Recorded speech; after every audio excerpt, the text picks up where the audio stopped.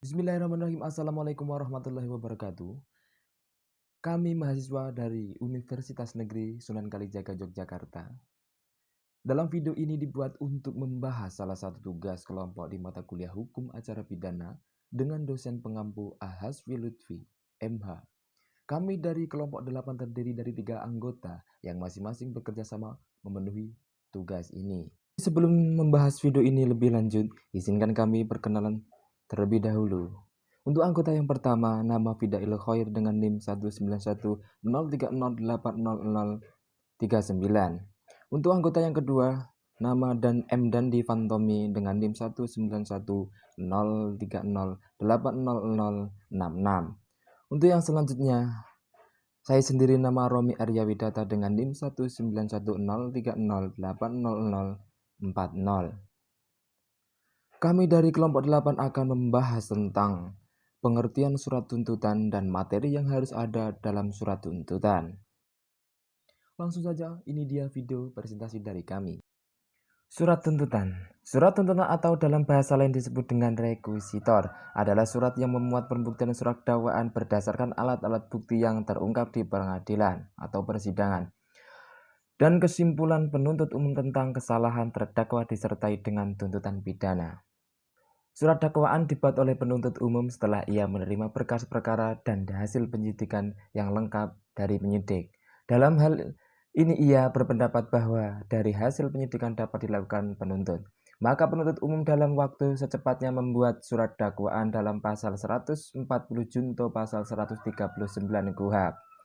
Surat dakwaan tersebut kemudian dilimpahkan kepada pengadilan bersamaan dengan perkaranya. Surat dakwaan ini dibacakan pada saat permulaan sidang pada pasal 155 ayat 2 KUHP atas permintaan dari hakim ketua sidang. Sedangkan surat tuntutan diajukan oleh penuntut umum setelah memeriksa di sidang pengadilan dinyatakan selesai pada pasal 182 ayat 1 KUHP.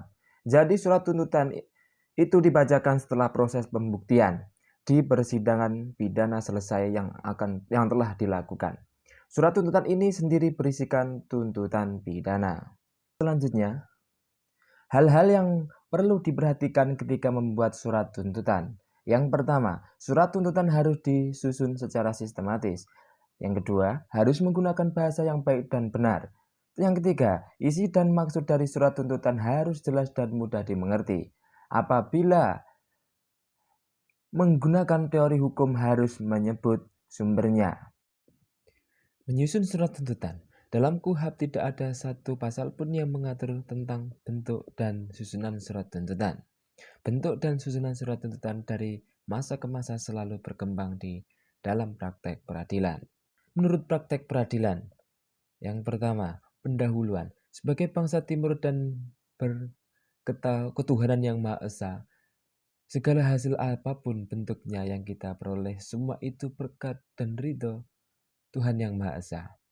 Maka sudah sepantasnya apabila dalam pendahuluan pertama-tama memuji syukur atas dapat menyelesaikan sidang yang penuh resiko sehingga sampai dibacakan tuntutan pidana. Di samping itu tidak salah apabila terima kasih juga disampaikan kepada semua pihak yang terkait yang mendukung kelancaran jalannya sidang sampai selesai. Yang kedua, identitas terdakwa. Identitas terdakwa harus ditulis dengan jelas, lengkap, sesuai dengan yang diatur dalam pasal 143 ayat 2A KUHP.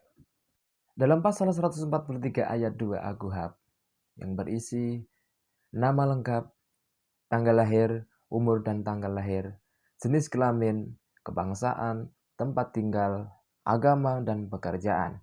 Dalam menulis identitas harus cermat sesuai dengan identitas yang ditulis dalam dakwaan.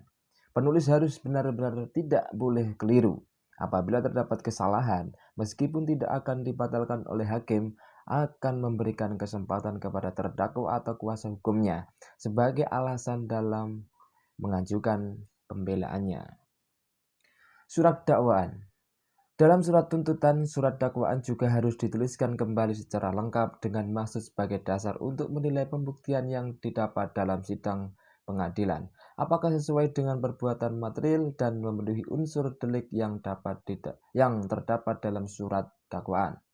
Surat dakwaan juga diperlukan berhubungan setiap bentuk surat dakwaan membutuhkan cara pembuktian yang berbeda-beda.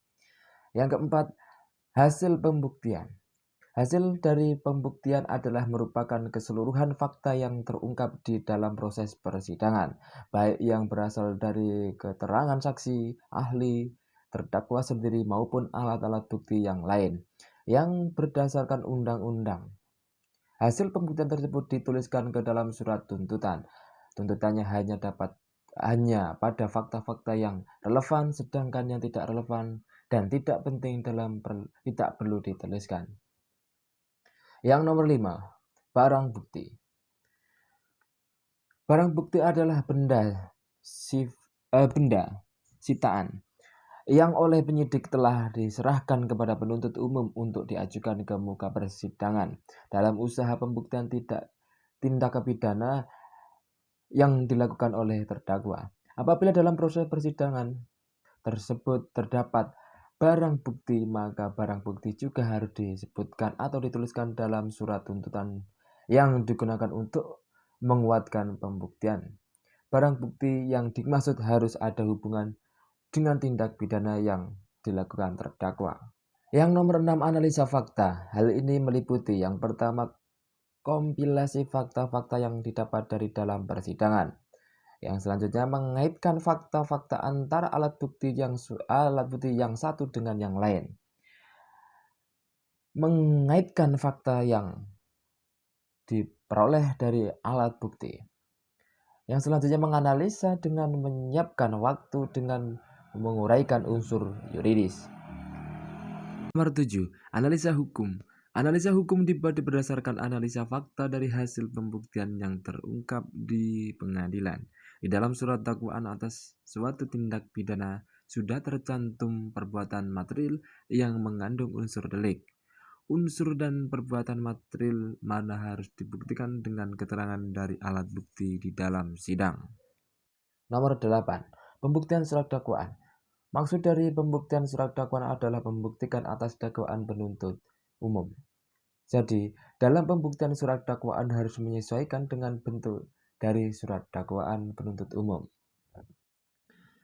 Yang selanjutnya, nomor 9, tuntutan pidana. Apabila analisis hukum sudah dibuat dan semua unsur delik yang didakwakan dapat dibuktikan sesuai dengan perbuatan material yang dilakukan terdakwa berdasarkan fakta-fakta dari hasil pembuktian di dalam sidang, baru penuntut umum menentukan terdakwa dan berat atau ringannya tuntutan tergantung kualifikasi tindak pidana yang dilakukannya. Suatu tindak pidana diancam dengan pidana berat apabila mengandung unsur melawan hukum yang memberatkan pidana, di mana dalam pasal tersebut sudah ditentukan untuk dan cara melakukan perbuatan serta jenis barang yang menjadi objek tindak pidana sehingga dinilai memberatkan, maka perlu ancaman pidana yang lebih berat dari tindak pidana yang biasa. Dalam menentukan berat ringannya tuntutan pidana, penuntut umum juga harus mempertimbangkan hal-hal yang meringankan dan juga hal-hal yang memberatkan. Oleh karena itu, perlu disampaikan atau dituliskan dalam surat tuntutan tentang hal-hal yang memberatkan dan hal-hal yang meringankan. Hal-hal yang memberatkan. Perbuatan para terdakwa menimbulkan banyak kerugian baik material maupun imaterial bagi korban. Sudah pernah dihukum dalam kasus yang sama atau tidak. Selalu bersikap arogan sehingga menghambat persidangan. Hal-hal yang meringankan. Terdakwa belum pernah dihukum. Selanjutnya, sebagai penopang hidup keluarganya, sopan dalam persidangan, dan lain-lain. Surat tuntutan, requisitor, membuat hal-hal berikut. Yang pertama, hal tindak pidana yang didakwakan. Yang kedua, fakta-fakta yang diperoleh dalam persidangan. Tiga, analisis hukum terhadap fakta-fakta untuk memberikan konstruksi hukum atas peristiwa yang didakwakan. Nomor 4, pendapat tentang hal pembukti tidaknya terdakwaan. 5, permintaan jaksa penuntut umum pada majelis hakim. Kesimpulan, surat tuntutan requisitor Yang baik adalah surat tuntutan yang mengandung konstruksi hukum yang objektif, benar, dan jelas. Jelas dalam arti pengembangannya dan hubungan antara keduanya, dari kejelasan bentuknya peristiwa dan bentuknya hukumnya. Maka akan menjadi jelas pula kesimpulan hukum yang ditarik tentang terbukti atau tidak tindak pidana yang didakwakan. Terdakwa dapat dipersalahkan atau tidak, serta apa terdakwa dapat memikul beban pertanggungjawaban pidana atau tidak dalam peristiwa yang terjadi. Kesimpulan yang benar dari sudut hukum yang didukung oleh doktrin hukum maupun ilmu sosial lainnya dan keadilan merupakan taruhan keprofesionalan dan kualitas seorang jaksa penuntut umum. Mungkin cukup sekian video kami dari kelompok 8. Apabila ada kurang dan lebihnya mohon maaf yang sebesar-besarnya. Dan terima kasih yang sudah menonton video ini sampai akhir. Cukup sekian. Assalamualaikum warahmatullahi wabarakatuh.